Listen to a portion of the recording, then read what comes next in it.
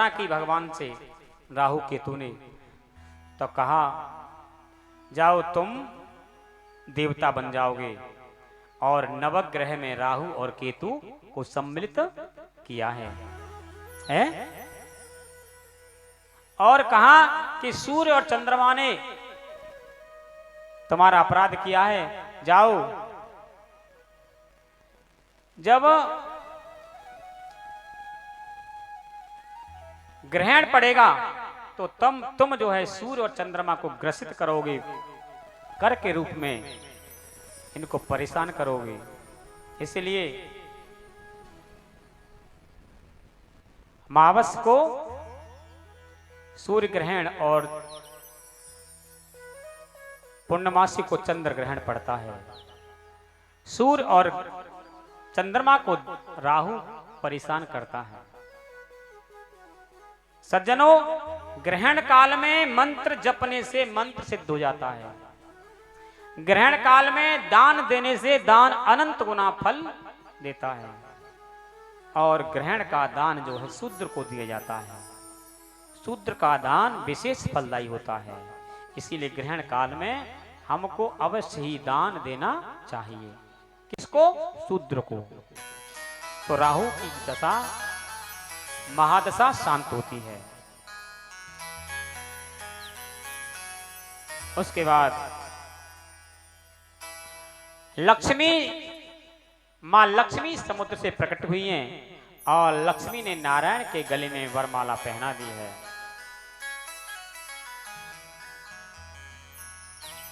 अब तो देवासुर संग्राम छिड़ गया है। देव और असुरों में संग्राम छिड़ा है, और देवताओं के द्वारा राजा बलि, जो प्रहलाद के पुत्र हैं, मारे गए हैं। शुक्राचार्य ने अपनी संजीवनी विद्या के द्वारा राजा बलि को पुनः जीवित कर दिया है।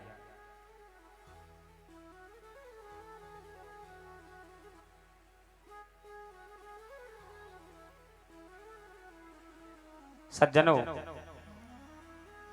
अब दिति के जो दूसरे वाले पुत्र हैं, उनका नाम है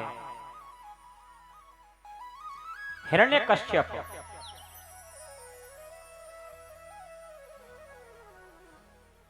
हिरण्यकश्यप, और इनकी पत्नी का नाम है कयाधु। हिरण्यकश्यप जो है भगवान नारायण से बड़ा द्वेष करते हैं, क्योंकि भगवान नारायण ने इनके भाई हिरण्याक्ष का वध किया था। परंतु ब्रह्मा जी की साधना करने के लिए जंगल में गए हैं, और एक वृक्ष के नीचे, पीपल के वृक्ष के नीचे बैठे हैं, तो एक शुक पक्षी आया है और श्रीमन नारायण नारायण की रट लगा रहा है। और हिरण्यकश्यप ने विचार किया, ये तो मेरे शत्रु का नाम ले रहा है, इसलिए यहां पर भजन नहीं करना चाहिए।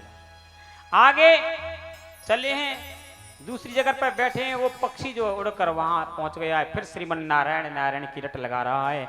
इस प्रकार सुबह से शाम हो गई है, परंतु उस पक्षी ने, सुख पक्षी ने हिरण्यकश्यप का पीछा नहीं छोड़ा है, और शाम को घर पर वापस आ गए हैं। देवी कयाधु ने कहा, स्वामी आप तो ब्रह्मदेव का भजन करने के लिए गए थे, आप क्यों वापस हो आए? कयाधु ने हिरण्यकश्यप का बड़ा सम्मान किया है, चरणों का प्रक्षालन किया है, सुंदर प्रसाद ग्रहण कराई है, और फिर कुशल क्षेम पूछी है। हिरण्यकश्यप ने कहा, देवी मैं जब भी जंगल में गया और भगवान ब्रह्मदेव का भजन करने के लिए बैठा, तो मेरे शत्रु का नाम एक सुख पक्षी ले रहा था। तो पत्नी ने कहा, कयाधु ने कहा, स्वामी क्या नाम ले रहा था? कि नारायण नारायण। इस प्रकार कयाधु ने हिरण्यकश्यप से भगवान नारायण की एक माला पूरी करा दी है। कि प्रभु फिर क्या हुआ कि मैं आगे गया तो वो पक्षी वहां भी आ गया, फिर क्या कह रहा था कि नारायण नारायण नारायण नारायण। तो इस प्रकार हिरण्यकश्यप ने भगवान नारायण की एक माला की है। पत्नी वही है जो अपने पति को धर्म के मार्ग से लगा दे, भगवान की भक्ति में लगाए। पत्नी का ये धर्म नहीं है हर वक्त काम कीड़ा में लीला में लगी रही। पत्नी का धर्म है संतान उत्पत्ति के बाद स्वयं अपने पति को, अपने परिवार को धर्म के मार्ग से जोड़े, भक्ति के मार्ग से जोड़े, वो पत्नी धन्य है।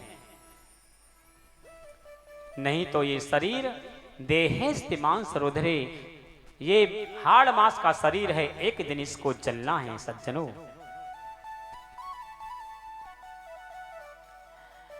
हमारा जीवन वैसे ही निकल जाता है, परंतु हम कभी ये नहीं विचार करते हैं कि हमको ये जीवन किस लिए मिला है। खाने पीने सोने में, बस पड़ोसी की चुगली करने में, ये माताएं ये बहुएं तो सासू जी की बुराई करने में और सासू जी बहू की बुराई करने में।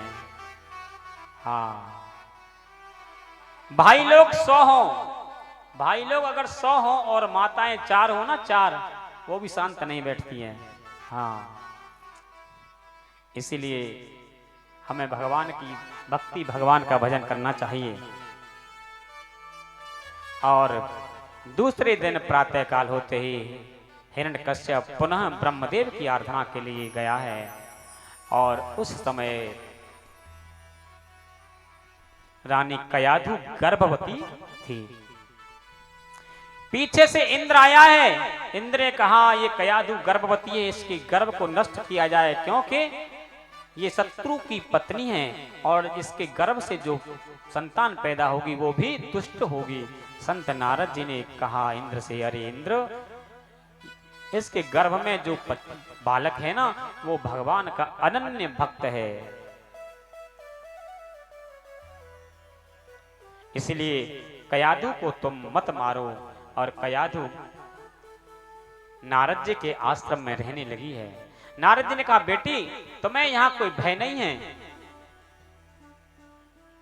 जब तक तुम्हारे पतिदेव तपश्चर्या करके वापस नहीं आते तब तक तुम मेरे आश्रम में रहो। और नारद जी सुंदर शिक्षा, सुंदर ज्ञान माता कयाधु को देने लगे हैं। और हिरण्यकश्यप ने ब्रह्मदेव की सघन तपस्या की है। ब्रह्मदेव प्रसन्न हुए हैं और कहने लगे, बेटा मांग, क्या मांगता है। हिरण्यकश्यप ने इतनी तपस्या की कि हिरण्यकश्यप का शरीर जो है तीन मट्टी का बन गया है, सिर्फ हड्डियों में प्राण है। ब्रह्मदेव ने अपने कमंडल से जल छिड़का है और कहने लगे, बेटा मैं तेरे भक्ति से प्रसन्न हूं, तू मांग सकता है। हिरण्यकश्यप ने कहा, प्रभु देना है तो बस यही दे दो कि मैं अमर हो जाऊं। ब्रह्मदेव ने कहा कि हिरण्यकश्यप, संसार में अमर तो कोई नहीं है, जिसका जन्म हुआ है उसको तो मरना ही मरना है, इसलिए और कोई तुम वरदान मांग सकते हो। हिरण्यकश्यप बड़ा तेजस्वी है, बड़ा चालाक है। उसने कहा कि मुझे वरदान देना है तो बस यही दो कि मैं न दिन में मरूं, न मैं रात में मरूं, न मैं ऊपर मरूं, मैं न नीचे मरूं, न भीतर न बाहर, न मुझको कोई मनुष्य मार सके, न मुझको कोई पक्षी पशु मार सके, न मैं अस्त्र से मरूं, न मैं शस्त्र से मरूं।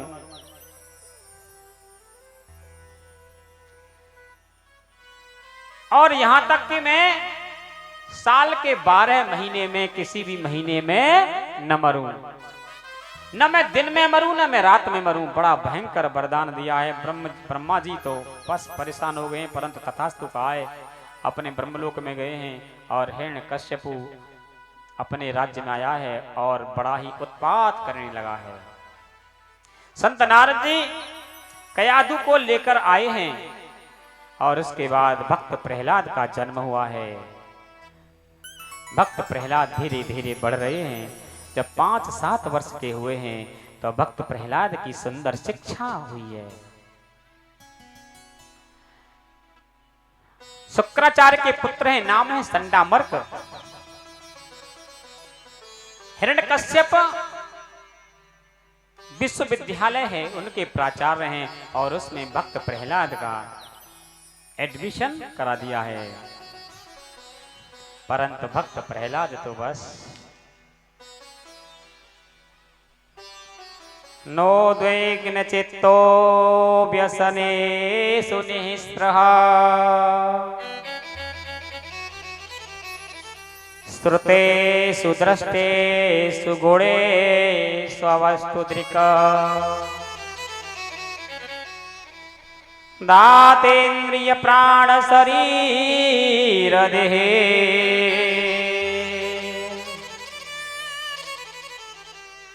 प्रशांत कामो रहिता सुरो सुरः।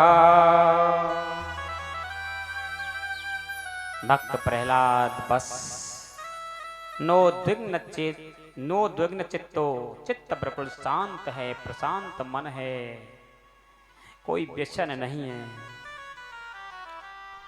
बस हर समय नारायण का चिंतन करते रहते हैं भक्त प्रहलाद। भक्त प्रहलाद के मन की स्थिति ऐसी है, कभी रोते हैं तो कभी हंसते हैं, कभी उसकी याद करके रोते हैं तो कभी उसकी याद करके हंसते हैं। जय हो। और एक दिन भक्त प्रहलाद को हिरण्यकश्यप ने बुलाया और कहा कि बेटा बताओ तुम्हारी शिक्षा कहां चल रही है, तुमने क्या सीखा है। भक्त प्रहलाद कहने लगे पिताजी, श्रवणम कीर्तनम विष्णु स्मरणम पाद सेवनम अर्चनम वंदनम दास्यम सख्यम आत्मनिवेदनम।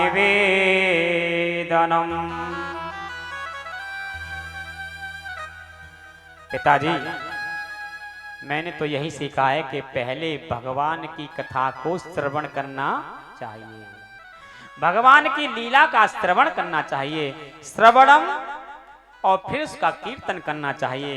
श्रवणम कीर्तनम विष्णु, और विष्णु का फिर स्मरण करना चाहिए और फिर उसके चरणों की सेवा करनी चाहिए, अर्चन करना चाहिए, वंदन करना चाहिए, दास भाव से उसकी सेवा करनी चाहिए और फिर अंत में सख्यम आत्मनिवेदनम और आत्म समर्पित होकर उसका चिंतन करना चाहिए। यही जीवन का सार है पिताजी। ऐसा कहा हिरण्यकश्यप ने।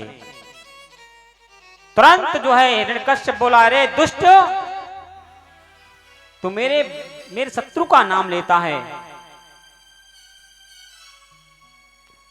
गुरुपुत्रों को बुलाया है, संडामर्क को बुलाया है। अरे गुरुपुत्रों, तुमने मेरे पुत्र को मेरे विरुद्ध भड़काया है, मेरे विरुद्ध दैत्य नीति के विरुद्ध तुमने शिक्षा दी है। जाओ दैत्य के कुल में जो शिक्षा है उसका उपदेश करो, नहीं तो मैं तुमको मृत्यु दंड दूंगा। अब तो संडामर्क जो है पुनः ले गए भक्त प्रहलाद को, और परंतु भक्त प्रहलाद पर किसी का असर नहीं पड़ता है।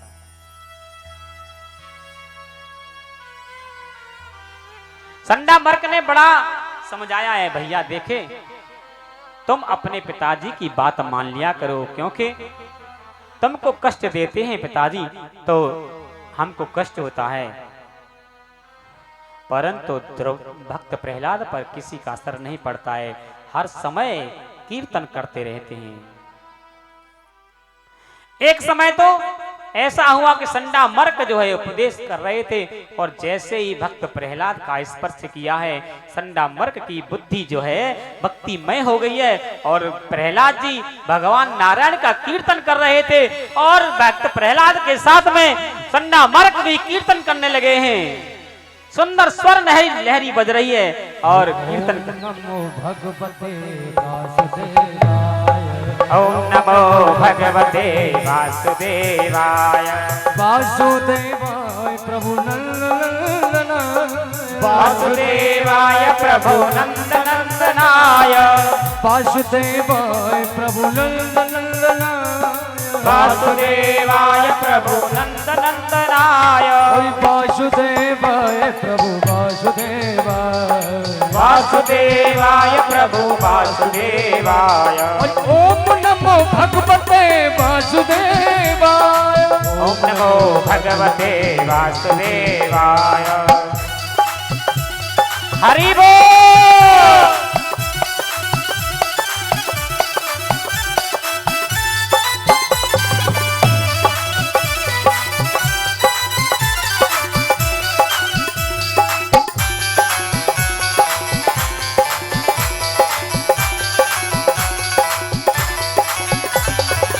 वासुदेवाय प्रभु वासुदेवाय। वासुदेवाय प्रभु वासुदेवाय।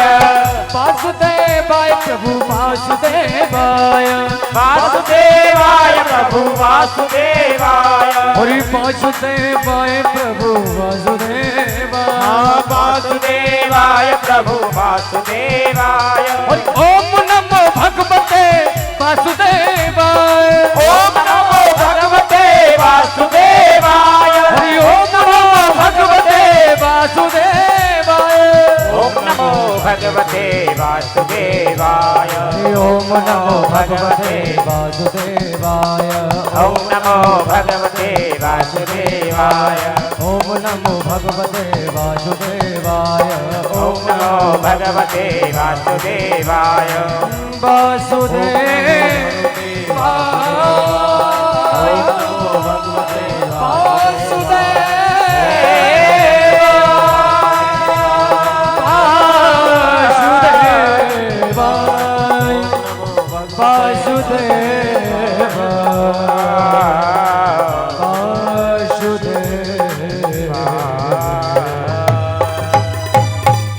बोलो गोविंद भगवान की जय जय जय। जय श्री राधे नमः पार्वती पते हरे हरि महादेव।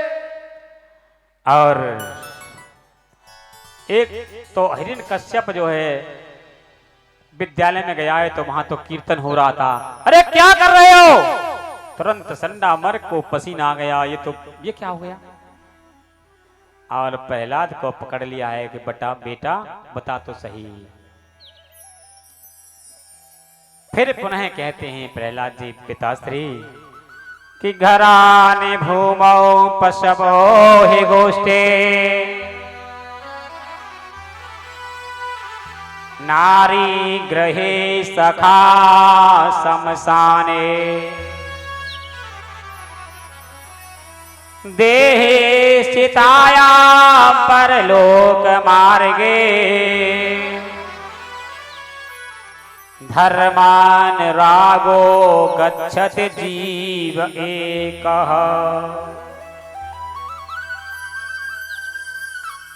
पिताजी ये मकान, ये फैक्ट्री, ये दुकान, ये शान, ये शौकत सब यहीं रह जाएगी। नारी ग्रहे, नारी घर की चौखट तक रह जाएगी। सखा शमशान तक रह जाएंगे। परिवार वाले लोग मित्रगण शमशान तक। और मैं तो जहां तक कहता हूं कि ये शरीर भी शमशान में जाकर जल जाएगा। बस व्यक्ति को के साथ जाएगा तो केवल धर्म जाएगा। इसलिए पिताश्री हमें धर्म का आचरण करना चाहिए।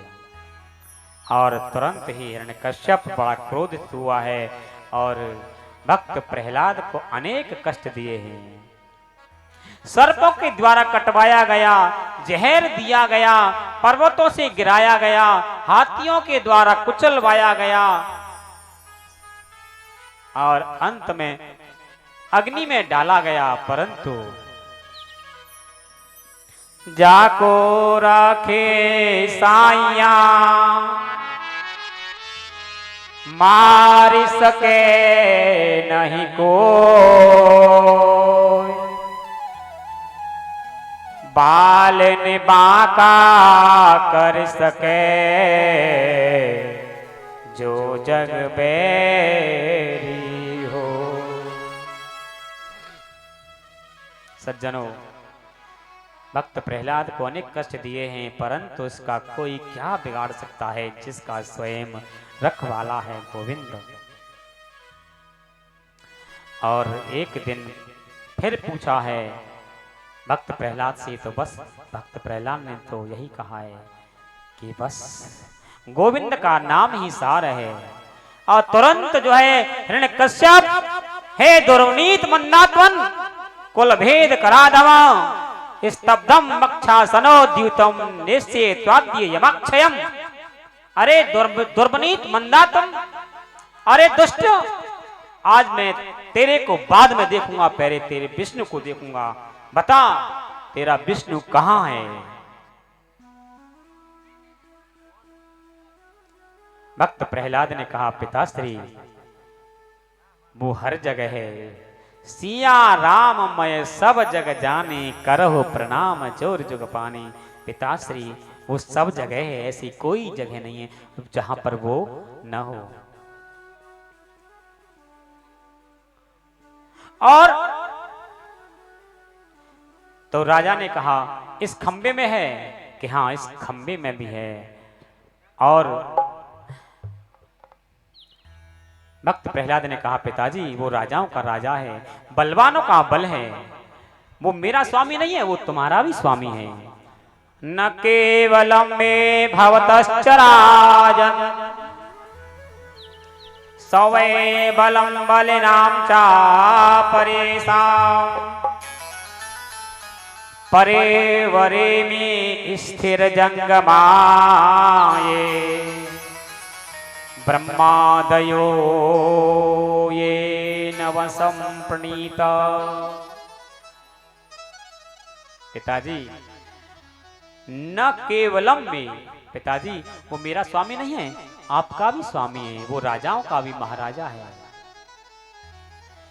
सवै बलम बलिनाम च परेशान, पिताजी वो बलवानों का भी बलवान है, तुम्हारी बाजुओं में जो ताकत है ना, वो उसी के कारण है,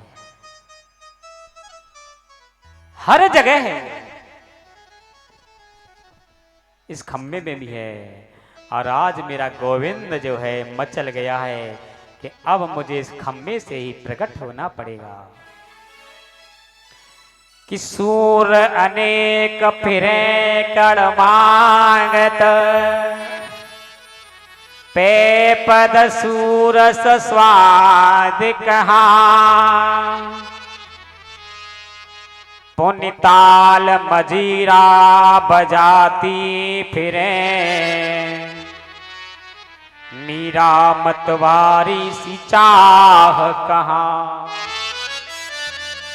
हमको चाह पैदा करनी है, चाहने वाला तो हमारे पास है। सिया राम कथा कितनों ने लिखी, पर तुलसी जैसी मर्याद कहाँ। नरसिंह बसे प्रतिखंभन में, पर काढ़न को प्रहलाद कहाँ।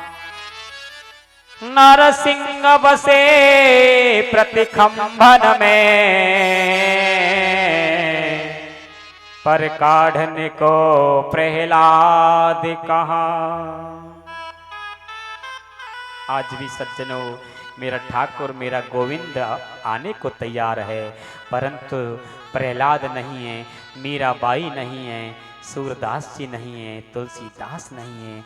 आज भी मेरा गोविंद कहीं दूर नहीं है, परंतु चाह नहीं है, चाहने वाला तो तुम्हारे पास है।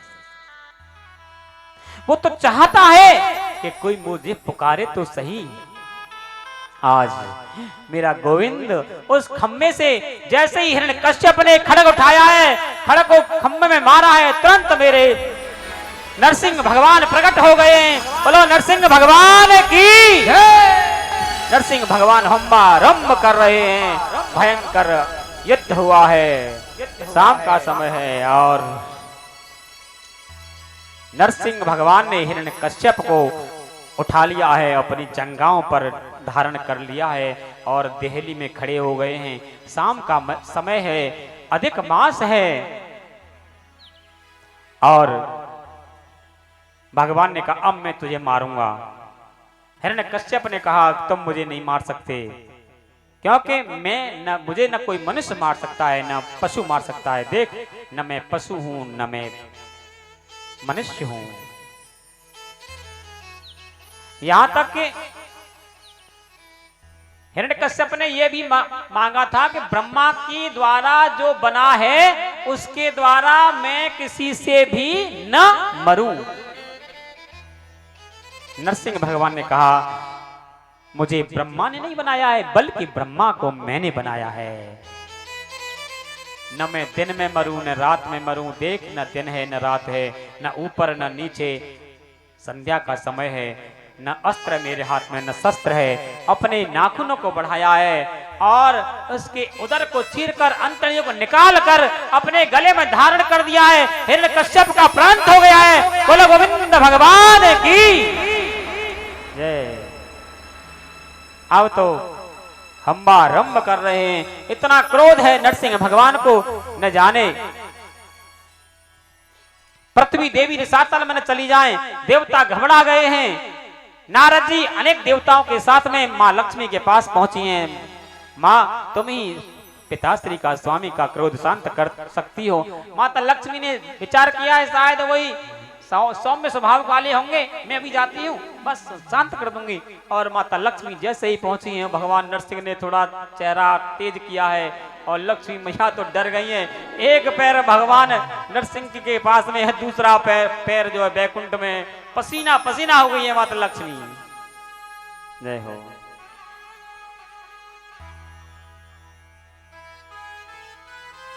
जय हो। और तो देवताओं ने कहा भक्त प्रहलाद तुम ही गोविंद के क्रोध को शांत कर सकते हो। और धीरे धीरे धीरे धीरे जो है भक्त प्रहलाद ने मोहन की तरफ अपना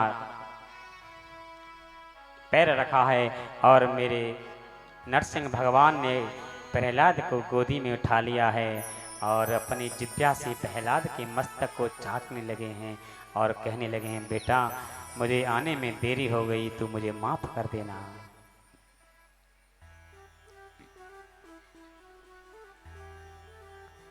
जय हो। भक्त प्रहलाद ने कहा नहीं प्रभु बस, और कहा कि बेटा तू कुछ मांग ले मुझसे। भक्त प्रहलाद ने कहा प्रभु मुझे यही वरदान दे दो कि मेरे जीवन में कभी मांगने की इच्छा पैदा ही न हो। आपके चरणों की अनन्य भक्ति मुझे मिले। भगवान नरसिंह ने कहा बेटा वो तो तुम्हें स्वतः प्राप्त है, परंतु और कुछ मांग ले। तो भक्त प्रहलाद ने कहा स्वामी आप देना ही चाहते हो तो बस मुझे एक वरदान दे दो कि मेरे पिताश्री ने आपका जीवन पर्यंत अपराध किया है, मेरे पिताजी की सदगति हो जाए बस। नरसिंह भगवान गदगद हो गए हैं बेटा जननी जने तो भक्त जन कह दाता कह सूर ना ही तो बाँच रहे मत गवावे। तो धन्य है तेरी भक्ति धन्य है। और बेटा तुम जैसे भक्त जिस परिवार में जिस कुल में रहते हैं उसके माता पिता क्या उसकी 7 पीढ़ी उसके परिवार की और 7 पीढ़ी ननिहाल की और 7 पीढ़ी उसकी 21 पीढ़ियों का उद्धार होता है बेटा। अनन्य वरदान दिया है। और उसके बाद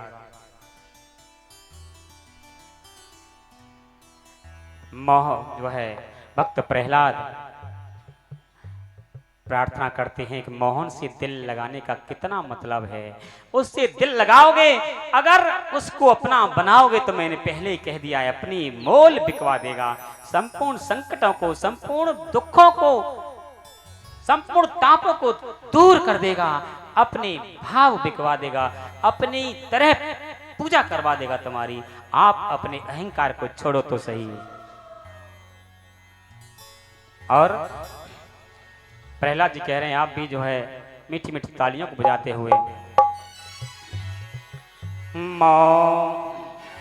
मोहन से दिल क्यों लगाया है, जय हो। मोहन से दिल क्यों लगाया है, ये मैं जानूं या वो जाने। मोहन से दिल क्यों लगाया है, ये मैं जानूं या वो जाने। छलिया से दिल क्यों लगाया है, ये मैं जानूं या वो जाने।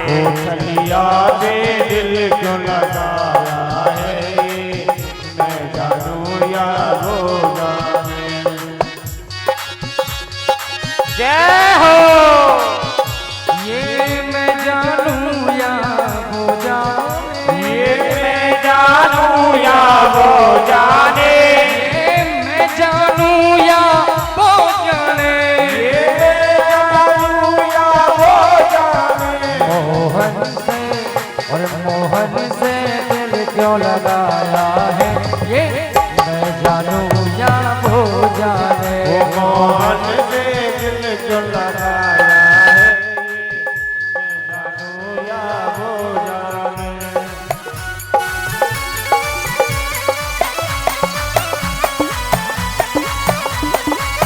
हरि बोल।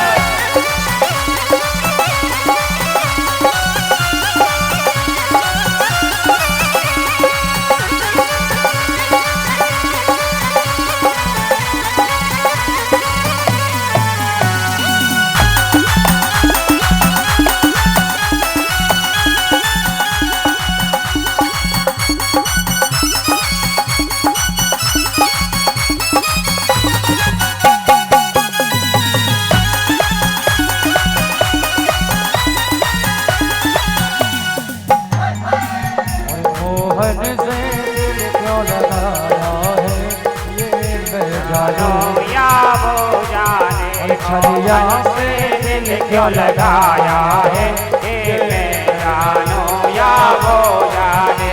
ये मैं जानूं या वो जाने। ये मैं जानूं या वो जाने। ये मैं जानूं या वो जाने। ये मैं जानूं या वो जाने।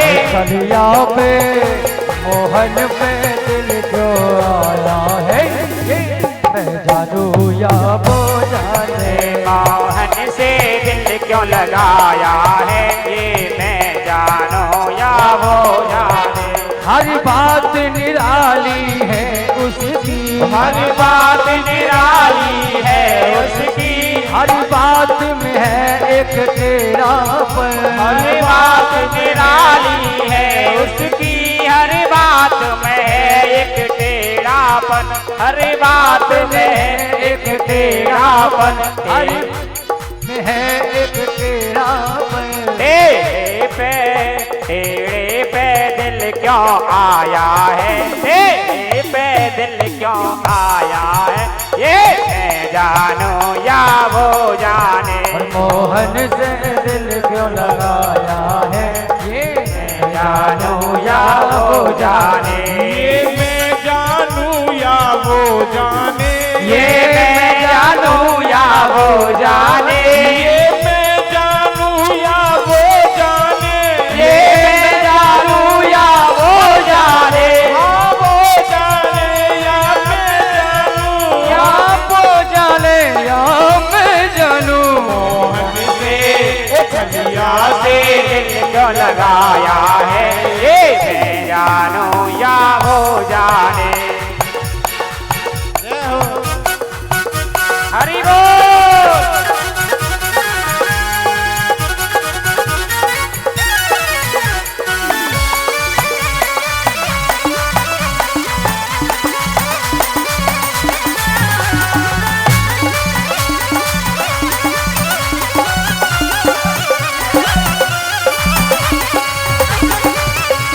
जय हो।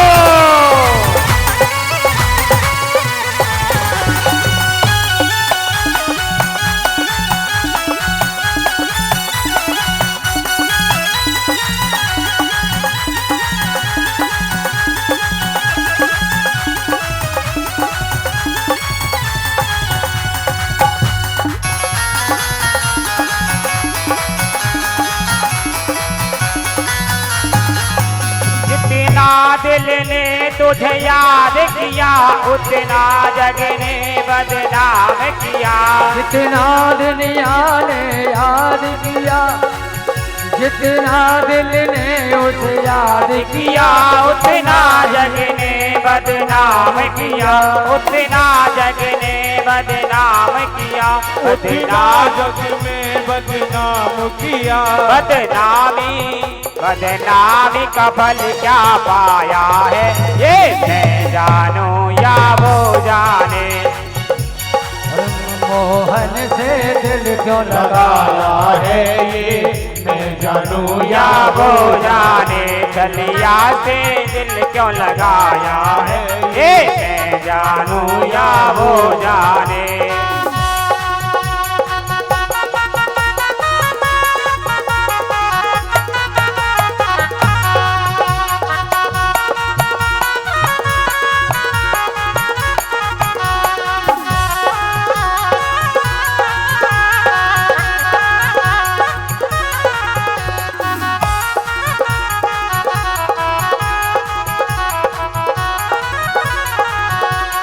प्यार ने दिल दीवाना किया, मुझे इस जग से बेगाना किया। मुझे इस जग में बेगाना किया। तेरे प्यार ने दिल दीवाना किया, मुझे इस जग से बेगाना किया। मुझे इस जग में बेगाना किया। मुझे इस जग से बेगाना किया। मुझे इस जग से बेगाना किया। मैंने क्या खोया क्या पाया है, मैंने क्या खोया क्या पाया है, मैं ये जानूं वाक़ई जाने। मोहन से दिल क्यों लगाया है, ये मैं जानूं या वो जाने। हरि बोल।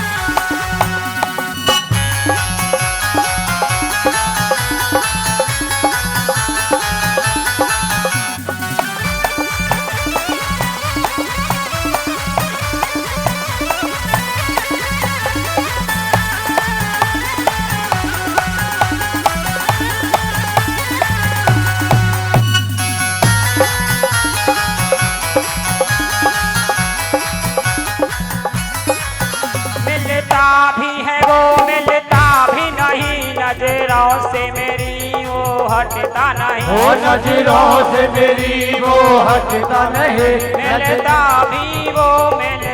भी नहीं, नजरों से मेरी वो हटता भी नहीं। ओ नजरों से मेरी वो हटता नहीं। नजरों से मेरी वो हटता नहीं। नजरों से मेरी वो हटता नहीं। ये कैसा जादू चलाया है, ये कैसा जादू चलाया है, ये मैं जानूं या वो जाने। छलिया में दिल क्यों आया है, ये मैं जानूं या वो जाने। मोहन से दिल क्यों लगाया है, ये मैं जानूं या वो जाने।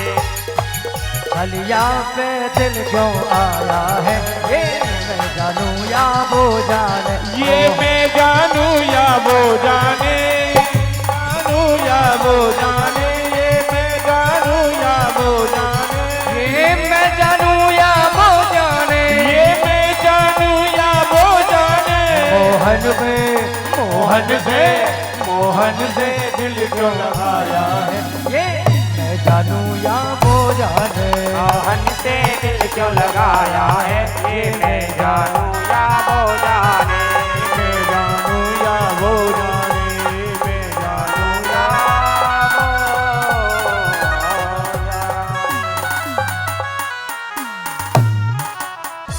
बोलो गोविंद भगवान की जय। जय श्री राधे श्याम। सज्जनों, आज भक्त प्रहलाद ने भगवान को पत्थर से प्रकट किया है? जब से पत्थर की पूजा प्रारंभ होने लगी है, जब भगवान को एक भक्त ने पत्थर से प्रकट कर दिया तो भगवान का भी एक धर्म है। तो क्या भगवान पत्थर से भक्त को प्रकट नहीं कर सकता है? तो भगवान ने पत्थर से भक्त को प्रकट किया। कौन? अहिल्या को भगवान ने पत्थर से भक्त को प्रकट किया है, और वो है अहिल्या। उसके बाद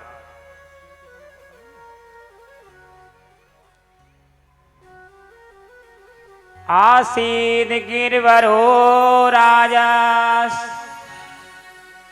त्रिकूटयति विस्तृतः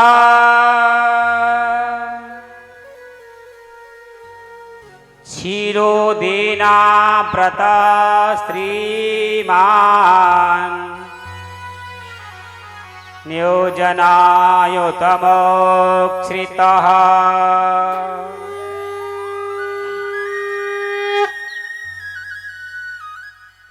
आज सुखदेव भगवान कहते हैं, राजन,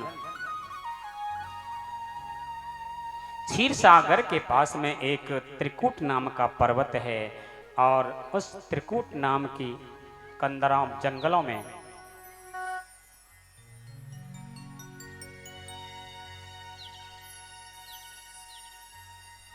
गजेंद्र नाम का एक बड़ा ही बलवान हाथी रहता है। गजेंद्रोपाख्यान कि दुख में सुमिरन सब करे, और दुख में करे, सुख में करे न कोई। जो सुख में सुमिरन करे, तो दुख काहे को हो। गजेंद्र बड़ा ही बलवान है, और 50 पत्नी हैं और 150 पुत्र हैं। जंगल में जब चलता है तो टेढ़ी नजर से देखता है और कहता है जंगली जानवर से, कोई चिंता मत करो, अगर तुम्हें कोई कष्ट हो तो मुझसे कहना, मैं राजा हूं।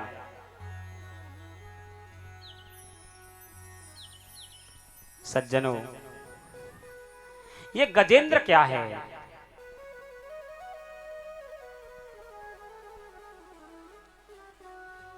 ये गजेंद्र हम हैं।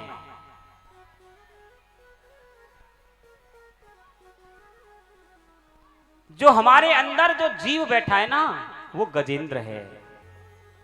और त्रिकूट क्या है? सत्य, रज और तम, इन तीनों गुणों से बनाया हुआ ये शरीर जो है ना, ये त्रिकूट नाम का पर्वत है। सज्जनों, जब जीव को, प्राणी को अहंकार होता है, मद होता है, धन का मद, पद का मद, रूप यौवन का मद, सत्ता का मद, शक्ति का मद, तब उसके जीवन में संकट आते हैं। क्यों? आज तुमको धनवान बनाया है, आज तुमको बलवान बनाया है, आज तुमको सत्तावान बनाया है, आज तुमको स्वरूपवान बनाया है, तो गोविंद की कृपा है। इसमें तुमको अहंकार, अभिमान नहीं करना चाहिए। जीवन में एक बात ध्यान रखो, दुआ सबकी लो, दुआ सबकी लो, परंतु बद दुआ किसी की मत लो। किसी भी असहाय का, दीन का, दुखी का अपमान मत करो, नहीं तो वो समय आएगा कि रोने के लिए समय नहीं मिलेगा, छुपने के लिए समय नहीं मिलेगा। और आज वही किया है इस गजेंद्र ने।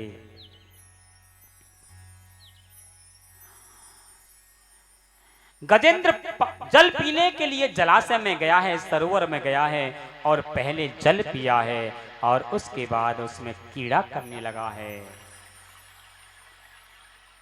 जो मनुष्य रूपी जीव है ना, यही गलती करता है। क्या गलती करता है? एक इच्छा पूरी हो जाए, फिर भगवान का भजन करूंगा, वो पूरी हो जाती है। दूसरी इच्छा पूरी हो जाए, भगवान को याद करूंगा। तीसरी इच्छा पूरी हो जाए, भगवान को याद करूंगा। परंतु भगवान को याद नहीं करता है तो बस काल रूपी ग्राह आकर उसके पैरों को पकड़ लेता है। जब काल आता है तो कहां से आता है? पैरों से तो आता है। भैया अब कहा करें, पैरन को राम निकर गए ओए। हाँ, पैरन को राम निकर गए ओए। चलो जहां तो तुनाए, बैठे जहां तो तुनाए, नींद उनायाम थे। हाँ, जब तुम बालक थे तो कच्चे फल थे, कच्चे फल। भगवान को जरूरत थी तो तुमने भजन नहीं किया। जवानी पका हुआ फल है, फिर भी तुमने भजन नहीं किया। धर्म पत्नी के साथ में कभी ससुराल जा रहे हो, कभी ससुराल से आ रहे हो, कभी बैल होटम पहन रहे हो, कभी कोट है, कभी घर के बाहर, कभी भीतर, कभी नाती, कभी बेटा की तरफ देखते हैं, कभी बेटा की बहू की तरफ देखते हैं। पका हुआ फल है भाई, पके हुए फल की तो सबको इच्छा है ना, है क्यों जी महाराज? है, परंतु तुम नहीं गए, नहीं किया भजन। अब वृद्धावस्था हो गई है, ये है सड़ा सड़ाया फल। अब तो सड़ो सड़ाया फल है, अब इसको तो भगवान की भी जरूरत नहीं है। अब कहते हैं श्रीमान जी, भगवान तू वो ले जा, अब अनाए मुँह चले जा, तू ही नहे जा तो हतुनाए, बैठे जा तो हतुनाए, कथा में जाऊं तो पैर थक जाते हैं, घोटू दर्द करते हैं। भगवान अब तुम वो ले जा। भगवान कहते हैं मैं जा सड़े सड़ाई को क्या करूंगो, वो जरूरत ना है दे, हैं? सड़े सड़ाई को कहा करूंगो मैं? भाई तुम बगीचे में जाते हो, हैं? तो तुम भी जो फल तोड़ते हो ना, बढ़िया हो भाई। माली के पास जाते हो तो कहते हो भैया सुंदर सा, बढ़िया सा, स्वादिष्ट सा पके पकाया फल दे दे, हाँ, रस भरे हुए। तो ऐसे ही भगवान को जरूरत है महाराज। हाँ, काल रूपी ग्राह कभी भी आपका पैर पकड़ सकता है, सावधान, संभल जाओ अभी तो। और गजेंद्र ने जो है जल क्रीड़ा की है, काल रूपी ग्राह ने पकड़ा है पैर। पहले तो लक्ष्मी जी से कहा कि देवी मेरी सहायता करो, ने पैर ने दबा दो। हाँ, दर्द हो तो है, परंतु श्रीमती जी थोड़ी देर सेवा करेंगी, ज्यादा ना कर रही। बूढ़ो रात भर खाई जामत हुए, कितनी पैरनी मालिश करूं, बूढ़ो रात भर दिन भर खाई जात हुए। फिर बेटाओं से कहता है, बेटाओं ने मेरी सहायता करो, बड़ो दर्द है रोए, काऊ डॉक्टर पे दिखाए के आओ। ऐसी गजेंद्र कह रहे हो मेरी रक्षा करो। गजेंद्र कोई और नहीं है, तुम ही हो। सोड़ में सूड़ लगाए के और सब खींच रहे, 3 महीना 2-4 महीना तो खींचते हैं, 2-4 महीना सब सेवा करते हैं, पर सेवा से भी परेशान हो जाते हैं। अब तो बहू श्रीमती जी कह रही हैं कि जाते तो जब बूढ़ो मर जाए तो ही बढ़िया है। हाँ, बेटा नाती पोते परिवार वाले, अब तो जी भगवान जा ले ले तो बढ़िया है। हाँ, जिस सड़ा सड़ाया फल हुआ, भगवान कहते मैं जाको कहा करूंगो, ये मुझे कोई काम ना है। तब ऐसी कहा है।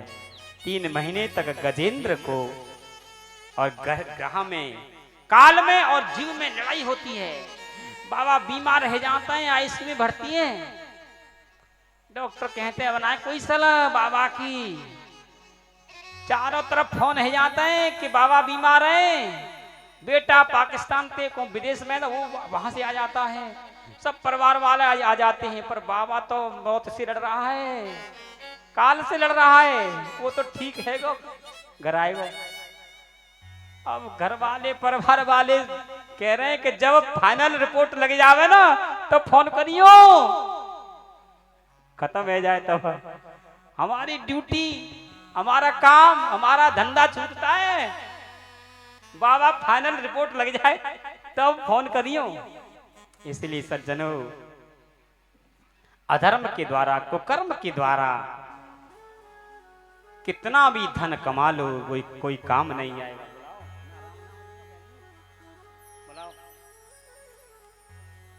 वो कोई काम नहीं आने वाला है। सिर्फ और सिर्फ केवल भगवान का भजन आएगा, और तुरंत जैसे ही ग्रह रूपी काल जो है जल में खींचता है गजेंद्र को, और गजेंद्र जब थक गया है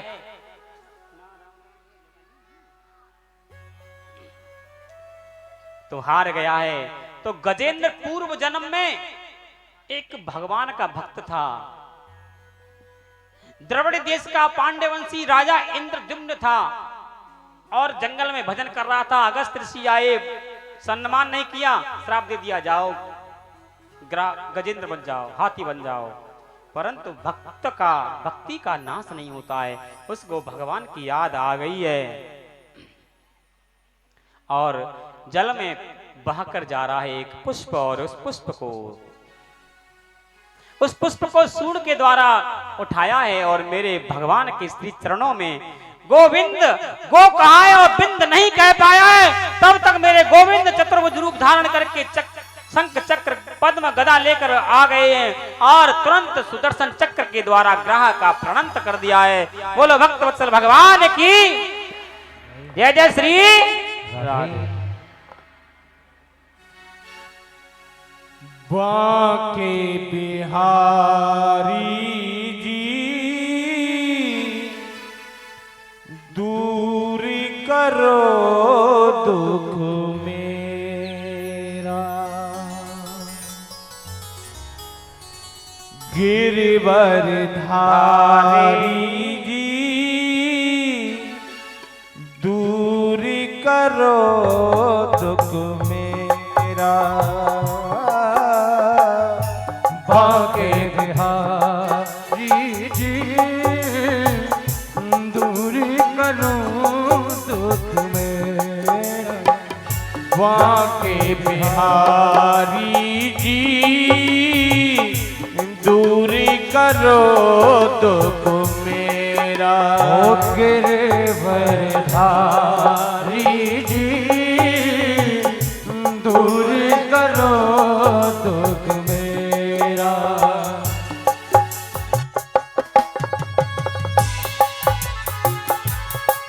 जय हो।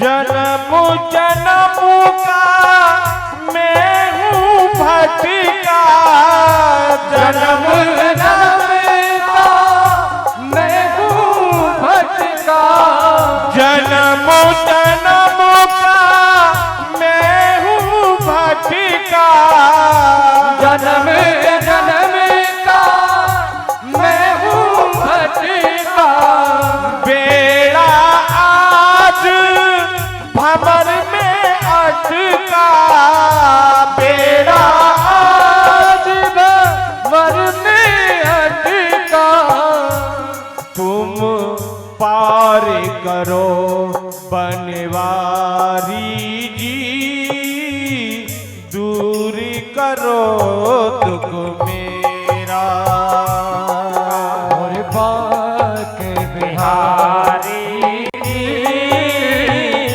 दूर करो दुख मेरा, गिरवर धारी जी करो दुख मेरा। जय हो।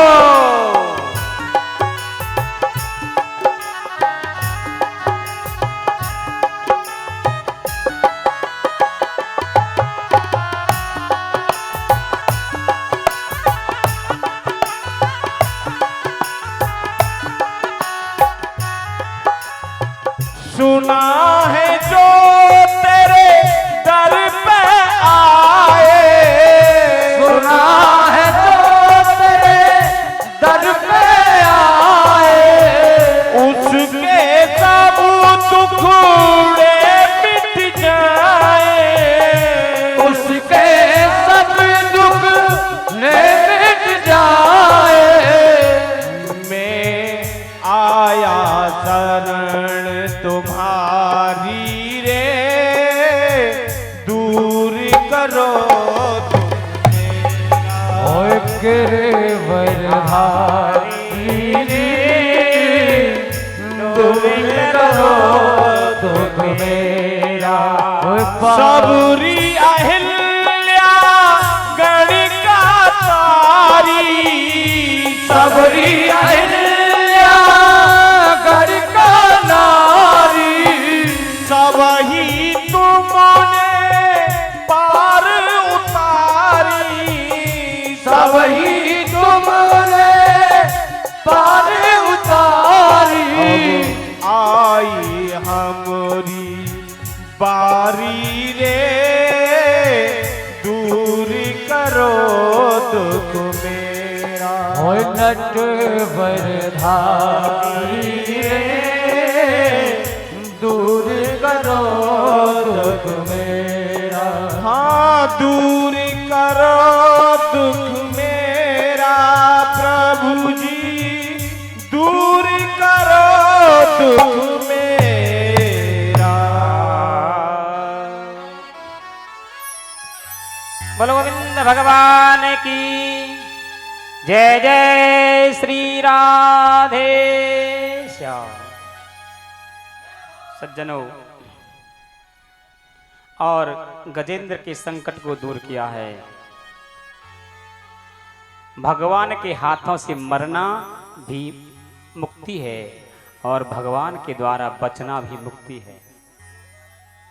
भगवान गजेंद्रोपाख्यान के द्वारा बता रहे हैं, अगर मेरी कोई डायरेक्ट भक्ति करता है, अगर मेरी शरण में बिना गुरु के आता है, तो उसको मेरा दर्शन हो जाए, ये पक्की बात नहीं है। उसको मेरी कृपा मिल जाए, ये कन्फर्म नहीं है। परंतु जिसने मेरे भक्त का पैर पकड़ लिया, जिसने मेरे भक्त का आश्रय ले लिया, उसका कल्याण कन्फर्म है। इसी के द्वारा ये बताया गया है। अब आते हैं कि प्रहलाद जी के पौत्र हैं राजा बलि। राजा बलि जो है, जब से राजा इंद्र ने बलि का वध किया था और शुक्राचार्य जी ने जो है जीवित किया है, तब से ब्राह्मण और गौ और संतों की बहुत सेवा करते हैं बलि। स्वर्ग पर आक्रमण कर दिया है राजा बलि ने और त्रिलोकी के अधिपति हो गए हैं राजा बलि। देवता मारे मारे फिर रहे हैं। एक दिन कश्यप महाराज की जो पत्नी है अदिति, उन्होंने कहा, स्वामी मेरे पुत्र जो है मारे मारे भटक रहे हैं, आप कोई ऐसा व्रत, आप कोई ऐसा अनुष्ठान बताएं जिससे मेरे पुत्रों का छीना हुआ राज्य वापस मिल जाए।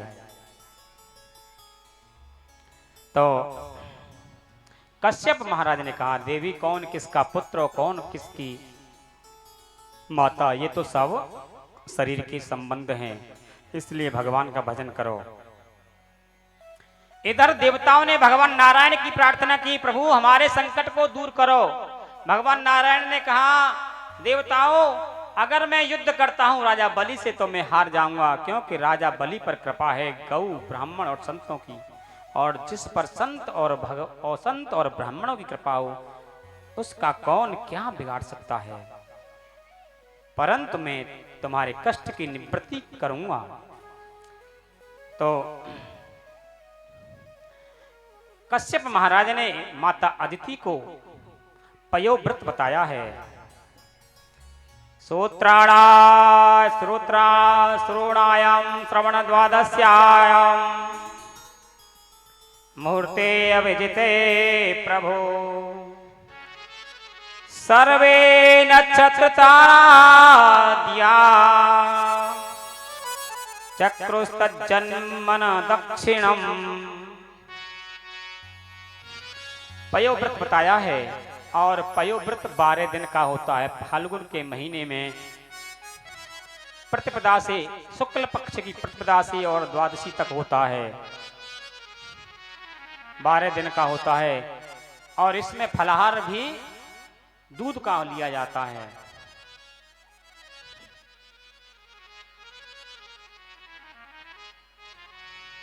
और भगवान नारायण की पूजा की जाती है, यज्ञ भगवान की, और पयोव्रत करने पर सुंदर पुत्र पैदा होता है।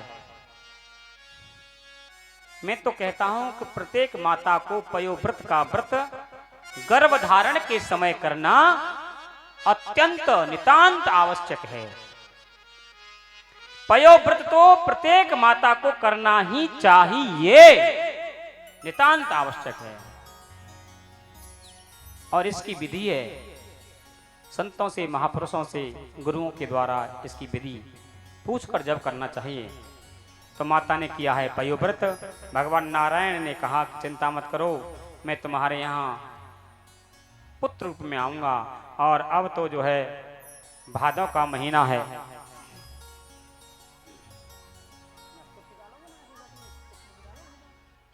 भादों का महीना बड़ा ही पवित्र है।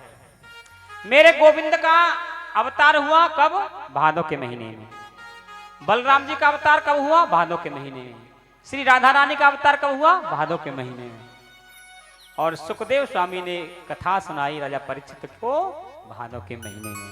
और आज भगवान वामन का अवतार हो रहा है भादों के महीने में।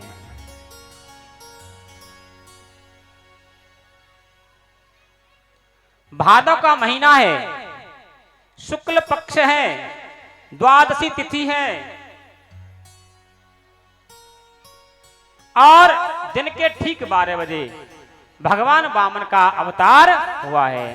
बोलो वामन भगवान की जय। जय श्री राधे श्याम।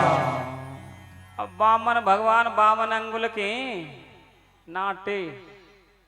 हाँ, छोटा ब्राह्मण बड़ा तेज होता है, छोटा ब्राह्मण। हाँ, छोटा ब्राह्मण बहुत ही खोटा होता है। हाँ, बड़ा सुंदर सलोना, सुंदर मूर्ति है। सुंदर किम न सुंदरम। अब तो नामकरण संस्कार हुआ है साहब, उसके बाद यज्ञ पवित संस्कार हुआ है। और यज्ञ पवित संस्कार में गुरु बृहस्पति जी ने जब यज्ञ पवित्र धारण कराया तो गुरु जी की होती है दक्षिणा। और दक्षिणा भी ऐसे नहीं, भिक्षा के द्वारा। आज भी हमारे यहाँ ब्राह्मणों के, कुछ यजमानों के यहाँ जब विवाह संस्कार होता है, आचार्य यज्ञ पवित्र संस्कार कराते हैं, तो आचार्य जिसका विवाह हो रहा है उस पर भिक्षा मंगवाते हैं। उसमें मम्मी पापा परिवार वाले लोग सब रहते हैं, भिक्षाम देही 7 बार 5 बार करते हैं। फिर उस भिक्षा को अपने गुरुजी को, आचार्य जी को दे देते हैं। अब वही किया है, छोटी सी भिक्षा देने लगे हैं वामन भगवान। तो बृहस्पति जी ने कहा इस भिक्षा से काम चलने वाला नहीं है महाराज, बहुत महंगाई है। हाँ, इससे काम चलने वाला नहीं है। हाँ, फिर क्या है, जाओ राजा बलि के यहाँ जाओ, बड़ी सी भिक्षा लेके आओ, तुम्हारे यजमान तो बहुत बढ़िया है ना, अच्छे पैसे वाले हैं, जाओ दिशाओं ने छत्र दिया है, पृथ्वी देवी ने आसन दिया है बैठने के लिए।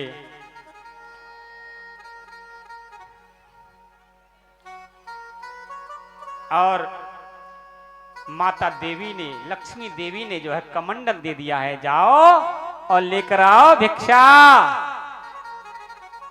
अब तो धीरे धीरे वामन भगवान जो है राजा बलि के यज्ञ मंडप की तरफ चल दिए हैं।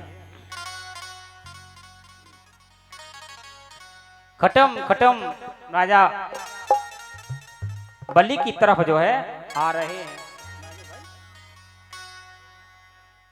किम्मती वारिया की चाल मेरो अदिति कोला, मतवालिया की चाल मेरो अदिति कोला, मतवारिया की चाल मेरो अदिति कोला, मतवालिया की चाल प्यारो अदिति कोला, अदिति को लाल प्यारो अदिति को लाल, अदिति को लाल प्यारो अदिति को लाल, मतवारिया की चाल प्यारो अदिति को लाल।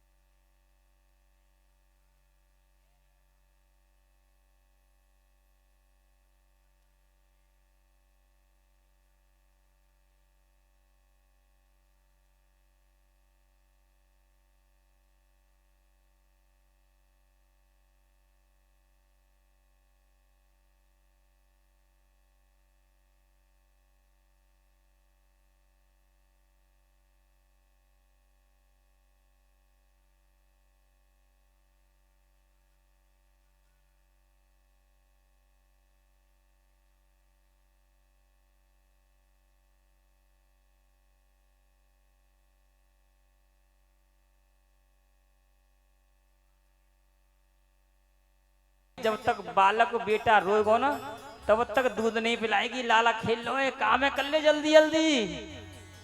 और जब लाला देखेगा मैया तो मुझसे दूर रह गई है ना, तब वो रोने का नाटक करेगा, तब मैया दौड़ी दौड़ी आएगी और उसको अपने वक्षस्थल से लगा लेगी।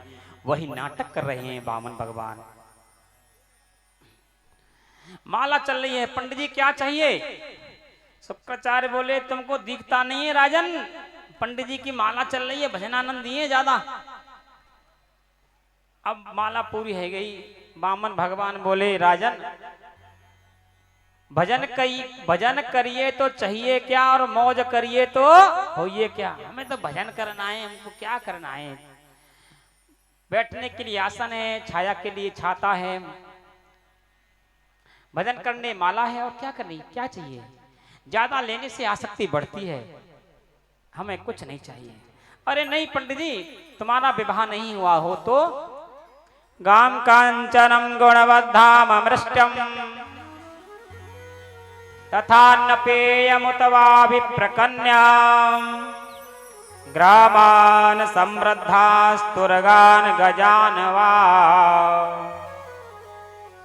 तथा अर्हतम संप्रतीक्ष। अरे ब्राह्मण देवता रहने के लिए जगह न हो तो 2-4 गांव दे दूं। विवाह नहीं हुआ हो तो विवाह करा दो सुंदर ब्राह्मण कन्या इसके साथ में। वामन भगवान बोले तुम पहले ब्याह ही करवा दिए तो। हाँ क्योंकि जब ब्याह के पीछे ज्यादा सब पड़ते हैं तो वामन भगवान बोले मेरा ब्याह है जावेगा तो फिर भोजन की व्यवस्था रहने सहने की वो सब कर देंगे। तो फिर बोले महाराज जब विवाह हो जाता है 2-4-6 बच्चे होंगे, वो तो होंगे भाई। देव बस एक आध बच्चा एक आध बालक मर भी जाता है कि वो हो सकता है कि मर जाए कोई बालक, तो उसके बाद रोने की व्यवस्था क्या करोगे हैं? राजा बलि बोले महाराज तुम तो बहुत एक्सपर्ट हो भाई, रोने की व्यवस्था तुम्हारा बच्चा मरा है ना तुमको कोई करनी पड़ेगी। तो वामन भगवान बोले कि हमें ना ब्याह करना जा से रोनो पड़े। अबे नहीं यही आरती होगी, जा से हमको रोना पड़े। अब वामन भगवान बोले कि राजन तुम दान की बात करते हो, इसमें कोई बड़ी बात नहीं है। तुम्हारे पिताजी दानी बेरुचन, तुम्हारे बाबा दानी, तुम्हारे पर बाबा दानी, और तुम दान की बात करते हो तो इसमें कोई बड़ी बात नहीं है। परंतु मैं क्या करूं, अब लेता हूं तो मेरा धर्म बिगड़ता है और नहीं लेता हूं तो तुम्हारे सम्मान को ठेस पहुंचती है। ऐसे ही हम कथा करते हैं ना, हम कहीं भी कथा करें हम किसी से तय नहीं करते हैं कि हमें ये चाहिए, जो मिल जाता है उसी में हम कथा कर देते हैं। हाँ ये हम तय नहीं करते किसी से भी। आज तक हमने अपने मुखमंडल को किसी से खोला नहीं है कि हमें ये चाहिए, जो यजमान दे दे श्रद्धा से उसको ले लेते हैं। अब वामन भगवान बोले क्या करूं, तो ऐसा करो ज्यादा नहीं तो तुम मुझे 3 पैर, सो भी ये भी मेरे पैरों से पृथ्वी दे दो बस, उसी से मैं संतुष्ट हो जाऊंगा। तो राजा बलि बोले अरे पंडित जी रहे बामन के बामना, तुम पे मांगनो ना आए रहो है। अरे त्रिलोकी नाथ के सामने हो तुम 3 पैर, फिर भी अपने पैरों से 1.5 लांघ के तो हैं, कितनी जगह आएगी। तो वामन भगवान ने कही चल कोई बात ना, 3 पैर से चौथा नहीं लेंगे, पर तू संकल्प करे भाई। एक बात मैं तुमको बता रहा हूं जो तुम्हारे जीवन में धारण करने योग्य है। अगर कोई कर्मकांड करते हैं, तुम कोई भी यज्ञ अनुष्ठान कराते हैं, ठीक है, तो संकल्प करते हैं तब तो तुमको उसका फल मिलेगा, और संकल्प नहीं करते हैं उसका तो धूरी में चना मिलाए वो है फिर तो। हाँ फिर तो धोबी को कुत्ता घर को न घाट को, गंगा जाए तो गंगा दास और यमुना गए तो यमुना दास। इसीलिए संकल्प करके यजन कराओ और संकल्प करके ब्राह्मण को दक्षिणा दो। बोलो गोविंद भगवान की जय जय श्री राधे। तो यही छोटा सा ब्राह्मण संकल्प के लिए संकल्प करो। शुक्राचार्य जी बोले छोटा सा ब्राह्मण को बालक संकल्प के लिए कह रहा है, आखिर बात क्या है? कि एस वैरोचने साक्षात भगवान विष्णुरव्ययः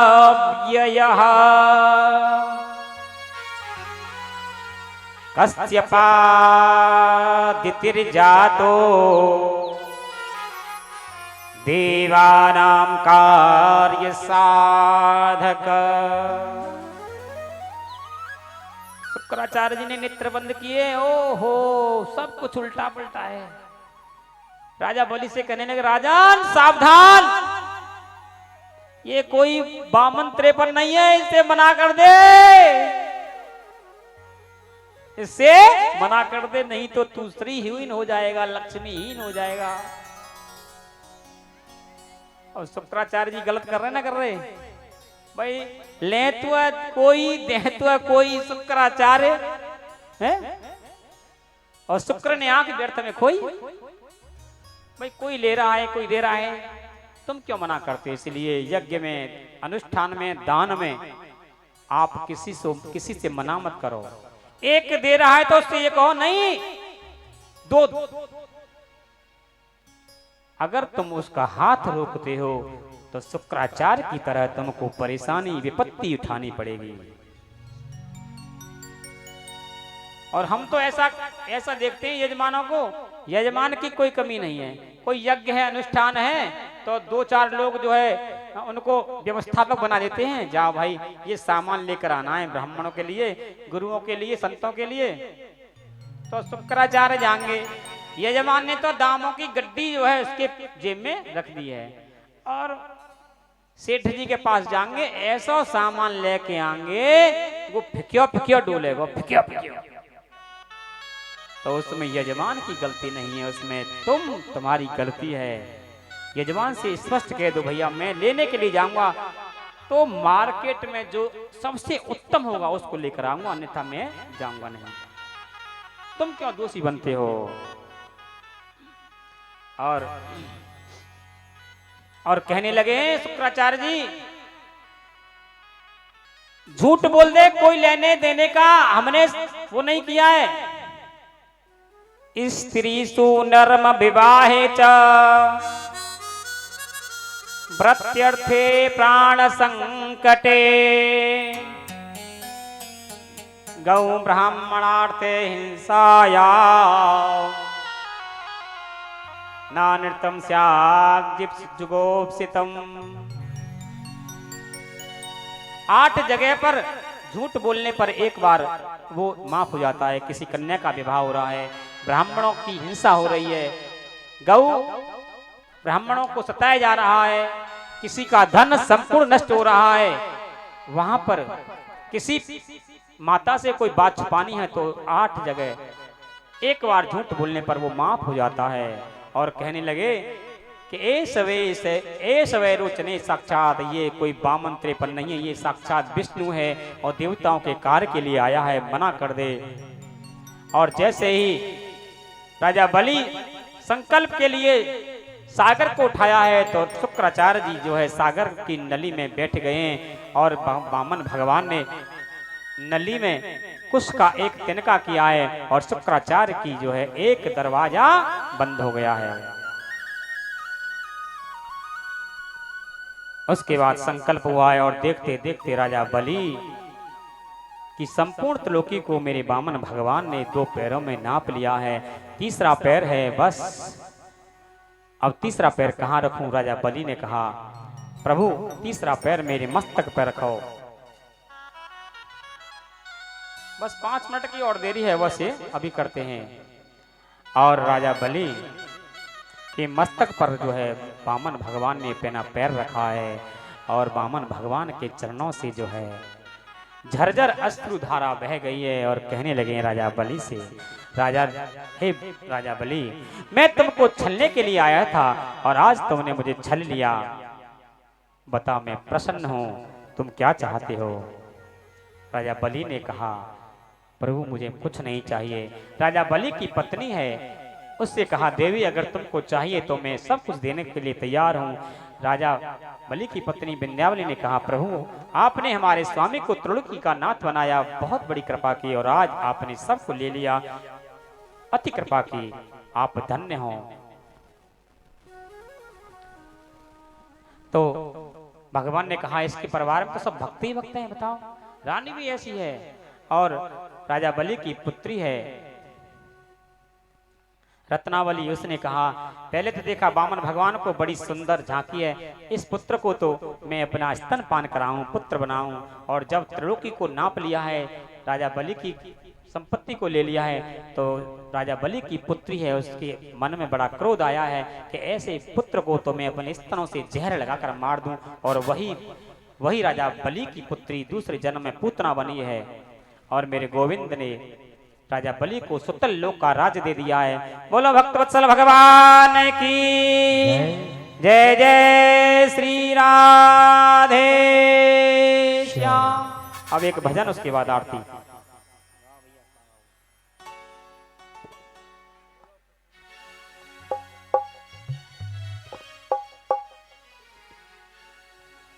श्री राधे। होरी बारी सी उमरिया, होरी धानी सी जुनरिया, होरी गजब कर गई हाय ब्रज की राधा, गजब कर गई हाय ब्रज की बाला, कर गई हाय ब्रज की बाला। होरी बारी सी उमरिया, होरी बारी सी उमरिया, होरी धानी सी जुनरिया, गजब कर गए हाय ब्रज की राधा, गजब कर गई हाय ब्रज की बाला। हरि बोल।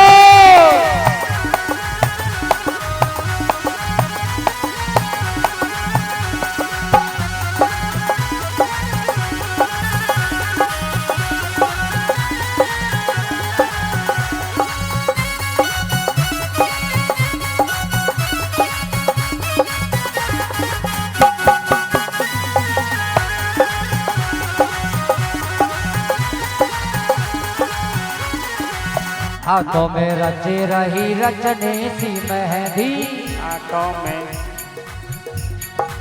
खड़े पर झूम कर झूमो, सभी भक्त अपने स्थान पर खड़े हो जाएं सभी।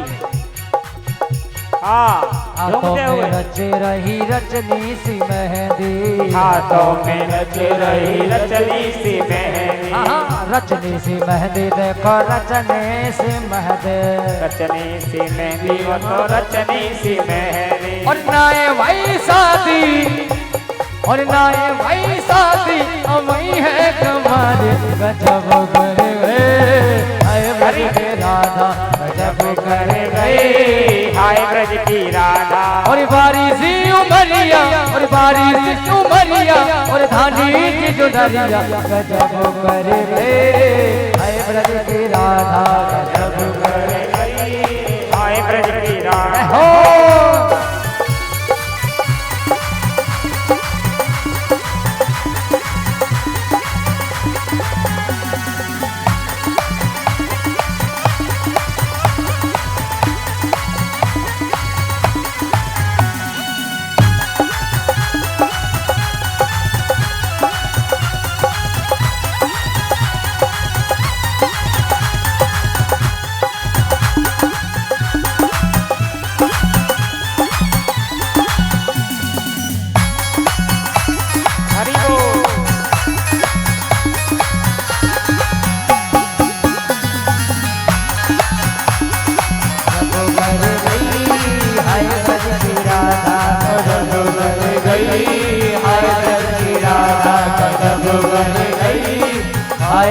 ब्रज की राधा।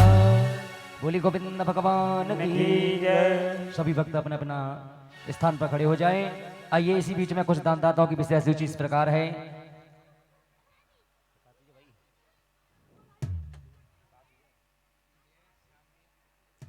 श्रीमान श्यामवीर दादाजी 500 रुपये, 1100 रुपये। सुल्तान सिंह चौधरी 501 रुपये। रोशन सिंह चौधरी। ये सभी भक्त श्रीमद् भागवत कथा के अंतर्गत दान करते हैं। भगवान हमेशा इनको खुश रखे और इनके आत्मबल को मजबूत करे। और सज्जनों, अब तो लड़ुआओं की कथा है। हाँ, चकाचक लड़ुआ मारे जाओ। कल कन्हैया का अवतार होगा, बहुत ही धूमधाम से उत्सव होगा। पहले भगवान राम का अवतार होगा, जन्म होगा, अवध में बधाई गवेंगी। उसके बाद मेरे गोविंद का, कन्हैया का अवतार होगा। अधिक से अधिक संख्या में आए और माखन मिश्री लेकर आए। कन्हैया के उत्सव में, अवतार में जो कुछ मिला हुआ सब स्वीकार है। कन्हैया का अवतार कल होगा। सुंदर सुंदर वस्त्र पहन के आए। अब आरती करेंगे।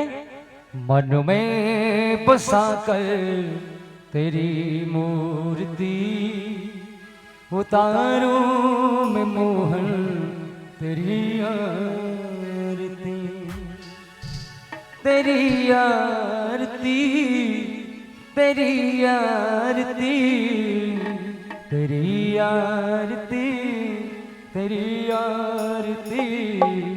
मन में बसा कर तेरी मूर्ति, उतारूं मैं गिरधर तेरी आरती। मन में बसा कर तेरी मूर्ति, उतारूं मैं गिरधर तेरी आरती। हाँ, तेरी आरती, तेरी आरती, तेरी आरती, तेरी आरती। मन में बसा कर तेरी मूर्ति, उतारूं मैं मोहन तेरी आरती। बसा कर तेरी मूर्ति, उतारूं मैं गिरधर तेरी आरती। करुणा करो कष्ट हरो ज्ञान दो भगवन, भव में फंसे लाभ मेरे तार दो भगवन। करुणा करो कष्ट हरो ज्ञान दो भगवन, भव में फंसे लाभ मेरे तार दो भगवन। दर्द की दवा तुम्हारे पास है, दर्द की दवा तुम्हारे पास है। जिंदगी दया की भीख मांगती, जिंदगी दया की भीख मांगती। मन में बसा कर तेरी मूर्ति, उतारूं मैं मोहन तेरी आरती, उतारूं मैं मोहन तेरी आरती।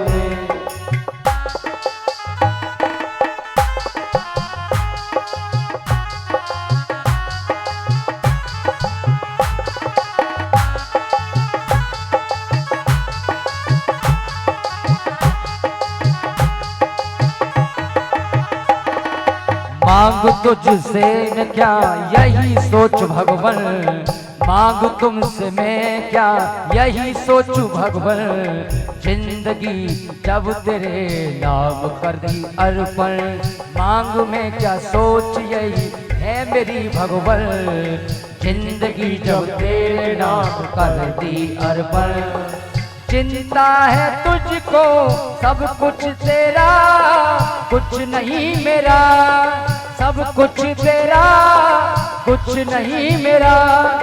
चिंता है तुझको सब संसार की, चिंता है तुझको सब संसार की। मन में बसा कर तेरी मूर्ति, उतारूं मैं गिरधर तेरी आरती। तेरी आरती, तेरी आरती, तेरी आरती, तेरी आरती, तेरी आरती, तेरी आरती, तेरी आरती, तेरी आरती। वेद तेरी महिमा गाए संत करे ध्यान, वेद तेरी महिमा गाए संत करे ध्यान, नारद गुण गान करे छेड़ बीड़ा तान, नारद गुण गान करे छेड़ बीड़ा तान। अरे वेद तेरी महिमा गाए संत करे ध्यान, नारद गुण गान करे छेड़ बीड़ा तान। भक्त तेरे द्वार करते पुकार, भक्त तेरे द्वार करके पुकार, भक्त तेरे द्वार करते पुकार, भक्त तेरे द्वार करते पुकार। दास प्रेम से तेरी गाए आरती, दास प्रेम से तेरी गाए आरती, मन में बसा कर तेरी मूर्ति, उतारू में भगवान तेरी आरती, उतारू में भगवान तेरी आरती, मन में बसा कर तेरी मूर्ति, उतारू में भगवान तेरी आरती, उतारू में भगवान तेरी आरती, उतारू में भगवान तेरी आरती। हरे रामा राम राम हरे हरे, हरे रामा राम राम हरे हरे, हरे कृष्णा कृष्णा कृष्णा हरे हरे, हरे कृष्णा कृष्णा कृष्णा हरे हरे। मन में बसा कर तेरी मूर्ति, उतारू में भगवान तेरी आरती, उतारू में भगवान तेरी आरती, उतारू में भगवान तेरी आरती। शीतलीकरणेन पुष्पादिवन्दनेन ओम द्यौः शान्तिरन्तरिक्षं शान्तिः पृथ्वी शान्तिरापः शान्तिरुदयः शान्तिवनस्पतयः शान्तिरुष्वे देवाः शान्तिब्रह्म शान्तिः सर्वगुं शान्ति शान्तिरेव शान्ति सामा शान्तिरेति अथ पुष्पाञ्जलिं। हरि ओम्। जजियेन जजियमयन्त देवास्तानि धर्माणि प्रथमान्यः सन्नार्ते हनाकं महिमानः सचन्त पूर्वे साध्याः सन्ति देवाः। हरि ओम्। एकदन्ताय विद्महे वक्रतुण्डाय धीमहि तन्नो दन्ती प्रचोदयात्। हरि ओम् तत्पुरुषाय विद्महे महादेवाय धीमहि तन्नो रुद्रः प्रचोदयात्। हरि ओम् कात्यायनाय च विद्महे कन्याकुमारी च धीमहि तन्नो दुर्गे प्रचोदयात्। हरि ओम् नारायणाय च विद्महे वासुदेवाय धीमहि तन्नो विष्णुः प्रचोदयात्। ओम् तन्नो पितरः प्रचोदयात्। ओम अंजनीसुताय विद्महे वायुपुत्राय धीमहि तन्नो हनुमत् प्रचोदयात्। श्रीवन्दे कामकुलचम्पक पाटलौचे गुञ्जागजादिकरवेयलसाले पुष्पै बिल्वप्रभाल तुलसी जतिमण्डले वे त्वं पूजयामि जगदीश्वर मे प्रसीद। नानासुगन्धपुष्पाणि यथा कालकवाणि च पुष्पाञ्जलिर्मया दत्ता ग्रहाणा परमेश्वर। ओम भूर्भुवः श्री मंत्र पुष्पांजलि समर्पयामि नमस्करोमि। बोलिए भागवत महापुराण की जय, लड्डू गोपाल जी महाराज की जय, वृंदावन बिहारी लाल की जय, अलवेली सरकार की जय, सियापत रामचंद्र महाराज की जय, हनुमंत लाल की जय, विष्णु भगवान की जय। जय जय श्री राधे, जय जय श्री राधे, जय जय श्री राधे श्याम। नमः पार्वती पते हर हर महादेव।